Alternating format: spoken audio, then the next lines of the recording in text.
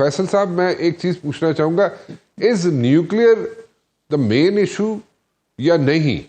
और अगर nuclear main issue है तो उसमें क्या उसको कैसे सॉर्ट आउट किया जा सकता है? One.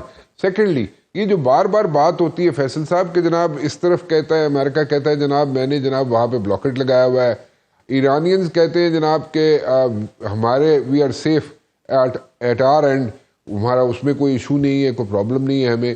So what exactly is going on with the traffic over there? वो उसको क्लैरिटी क्या है उसमें? ठीक है, जो हम खबरें सुनते हैं वो तो एक अलग चीज़ है, हम जो मीडिया देखते हैं, वेस्टर्न मीडिया देख लेते हैं, वो एक अलग चीज़ है. बट आपके ख्याल में क्या हो क्या रहा है exactly at that very place?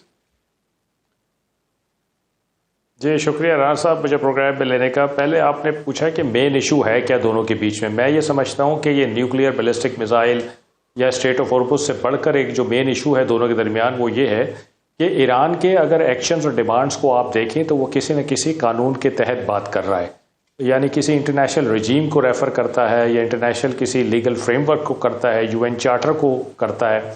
अच्छा, अमेरिका की तरफ से जितने भी एक्शंस और डिमांड्स हैं अगर आप उनको गौर करें तो वो मावराए कानून है, वो किसी इंटरनेशनल फ्रेमवर्क के ज़ुमरे में नहीं आते. और मेरा ख्याल है कि ईरान जो एक परमानेंट गारंटी चाहता है कि ये जो 47 साल से तलवार लटकी हुई थी ये गिर गई है और दोबारा इसके ऊपर ना तानी जाए, उसके लिए वो चाहता है कि उससे किसी इंटरनेशनल फ्रेमवर्क के में रहते हुए बातचीत की जाए. और अगर इंटरनेशनल फ्रेमवर्क में आप आ जाते हैं तो फिर ईरान अपने वो सारे राइट्स मांगता है जो उसको वो इंटरनेशनल फ्रेमवर्क या लीगल फ्रेमवर्क जो है वो उसको देता है. For example as a NPT member उसको हक हासिल है कि वो इनरिचमेंट करे. गारंटी वो देता है कि मैं वेपन नहीं बनाऊंगा, IAEA की आप रेगुलर इंस्पेक्शंस करवा लें जो पहले भी होती रही हैं और वेरीफाई होता रहे सब कुछ. वो कहता है कि ये जो बैलिस्टिक मिसाइल्स है ये मेरे डिफेंस से रिलेटेड हैं और मुझे हक हासिल है कि मैं इनकी रेंज जो चाहे रखना चाहूँ रखूँ. स्ट्रेट ऑफ हॉर्मुज़ पे वो United Nations convention on the law of the sea को रेफ़र करता है कि उसके हिसाब से ये स्ट्रेट ऑफ हॉर्मुज़ मेरे टेरिटोरियल वाटर्स में आती है तो मेरी जुरिसडिक्शन बनती है और मैं इस पे लेजिस्लेशन करके इस पे जो भी अपनी जुरिसडिक्शन जिस तरह से भी लगाऊं लग सकती है. तो मेरा ख्याल है कि जो बेसिक प्रॉब्लम है वो इस चीज़ का है. अमेरिकन अनफॉर्चुनेटली मुझे लगता है कि बातचीत नहीं कर रहे हैं, डिक्टेशन दे रहे हैं और वो कहते हैं कि हमारी डिमांड्स आप मान लें तो बस एग्रीमेंट हो जाएगा, अभी रात को हो जाएगा. लेकिन ईरानियंस कहते हैं कि जब तक आप मुझसे किसी कायदे कवानीन के हिसाब से नहीं बात करेंगे, कवायद ज़वाबित के हिसाब से नहीं बात करेंगे, जब तक मुश्किल है एग्रीमेंट का होना. तो मैं ये समझता हूँ कि कोई फ्रेमवर्क ज़रूर बन जाएगा और उससे बातचीत होगी. और ये स्विट्ज़रलैंड की एम्बेसी खुल रही है तेहरान में, ये इसका मुझे एक इंडिकेशन लगती है. बिकॉज आपको पता होगा कि तेहरान में अमेरिकन अफेयर्स को स्विट्ज़रलैंड एम्बेसी देखती है और वाशिंगटन में पाकिस्तानी सफारत खाना ईरानियन अफेयर्स को देखता है. तो मुझे ये लगता है कि फ्रेमवर्क होके और फिर जो आपस में बातचीत होनी होगी वो एम्बेसीज के थ्रू होती रहेगी, यानी कोई ना कोई कॉन्टेक्ट रहेगा. जहाँ तक आपने बात की स्ट्रेट ऑफ हॉर्मुज़ की और ब्लॉकेट की, देखिए स्ट्रेट ऑफ हॉर्मुज़ इस वक्त पॉजिटिव कंट्रोल में है ईरानियंस के, इसमें कोई दो राय नहीं है. अगर पीट हेग्सेथ या अमेरिकन ये प्रेसिडेंट ट्रंप कहते हैं कि जी हमने स्ट्रेट ऑफ हॉर्मुज़ में हमारे माइंड स्वीपर्स काम कर रहे हैं, हमने अपनी नेवी को भेज दिया है कि वो छोटी से छोटी बोट्स को भी डिस्ट्रॉय कर दें, तो मेरा ख्याल है कि उनको फुटेज इसकी दिखा देनी चाहिए कि उनके माइंड स्वीपर्स कहाँ काम कर रहे हैं. इसलिए कि आपने ब्लॉकेट लगाया है बाहर अरेबियन सी में स्ट्रेट ऑफ हॉर्मुज़ को खुलवाने के लिए, यानी ईरान को प्रेशर करने के लिए कि स्ट्रेट ऑफ हॉर्मुज़ खोल दो. फिर आप कहते हैं कि स्ट्रेट ऑफ हॉर्मुज़ तो हमारे कंट्रोल में है, उसमें तो हमारी नेवी ऑपरेट कर रही है, तो इसका मतलब है स्ट्रेट ऑफ हॉर्मुज़ आपके कंट्रोल में. तो अगर आपके कंट्रोल में तो फिर आपने ब्लॉकेट क्यों लगाया हुआ है? तो ये थोड़ी सी कंट्राडिक्टरी चीज़ें हैं. सिचुएशन ये है कि जो स्ट्रेट ऑफ हॉर्मुज़ है उस पर तो ईरान का कंट्रोल है, लेकिन इन्होंने ओपन सी में east of straight of Hormuz कई 100 माइल उससे दूर वहाँ ब्लॉकेट लगाया हुआ है, अपने शिप्स खड़े किए हुए, अपनी नेवी खड़ी की हुई है. और ईरान के से आने जाने वाले वो शिप्स जिनको ये समझते हैं कि ईरान के लिए तेल लेकर आ रहे हैं या कोई ऐसे शेडो फ्लीट के शिप्स हैं जो इन्होंने सैंक्शन किए हुए हैं, उनको वो पकड़ रहे हैं और वो ओपन सी में पकड़ रहे हैं. वो स्ट्रेट ऑफ हॉर्मुज़ में नहीं पकड़ रहे हैं, गल्फ ऑफ ओमान में नहीं पकड़ रहे हैं, बल्कि ओपन सी में पकड़ रहे हैं. तो इस वक्त सूरत हाल ये है कि अमेरिका जो है वो अपना एक और एयरक्राफ्ट कैरियर इस थिएटर में लेकर आ रहा है, जॉर्ज डब्ल्यू बुश. और मैंने ये भी सुना है कि तीसरा एयरक्राफ्ट कैरियर भी इस वक्त मेडिटेरेनियन से जेरल्ड फोर्ड जो था वो रेड सी में पहुंच रहा है और वो भी इस थिएटर की तरफ बढ़ रहा है.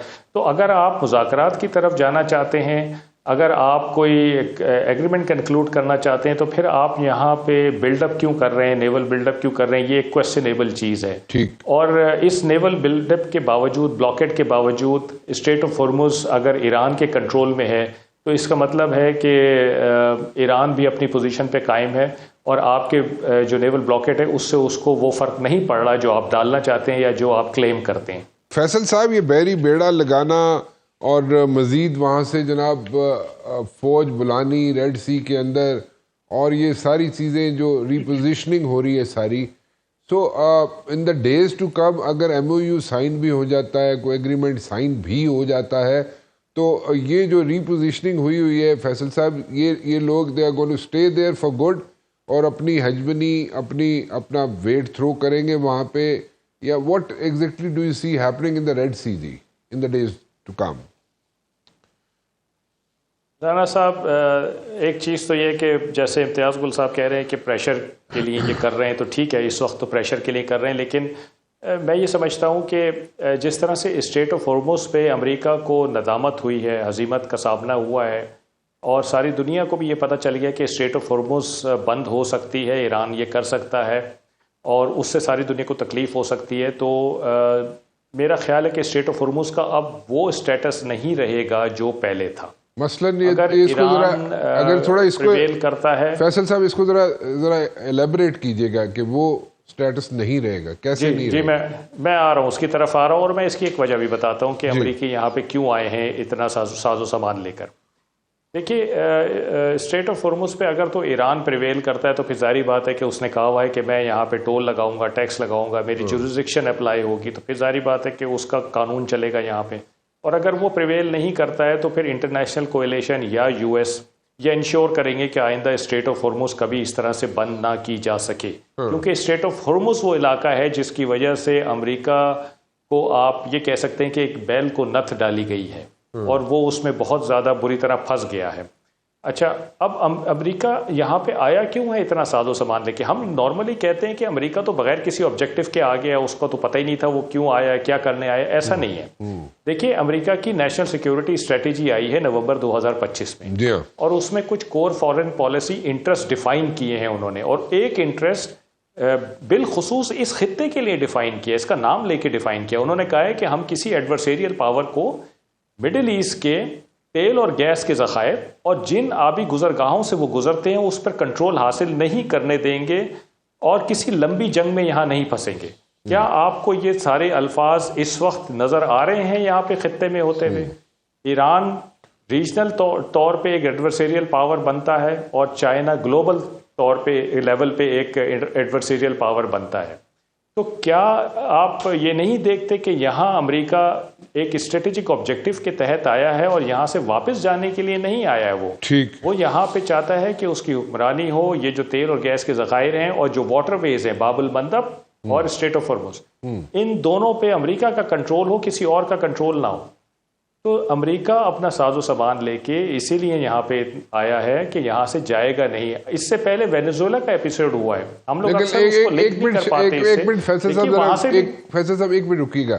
سو یہ آپ یہ کہہ رہے ہیں کہ once this thing is sorted out, پھر الٹیمیٹلی وہ یہاں پہ اس قسم کا جو ایپیسوڈ ہے کہ اسٹریٹ آف ہارمز جو ہے اس کو جناب کوئی اس کو بند نہیں کر سکے گا، چاہے ایران ہو چاہے کوئی بھی ہو.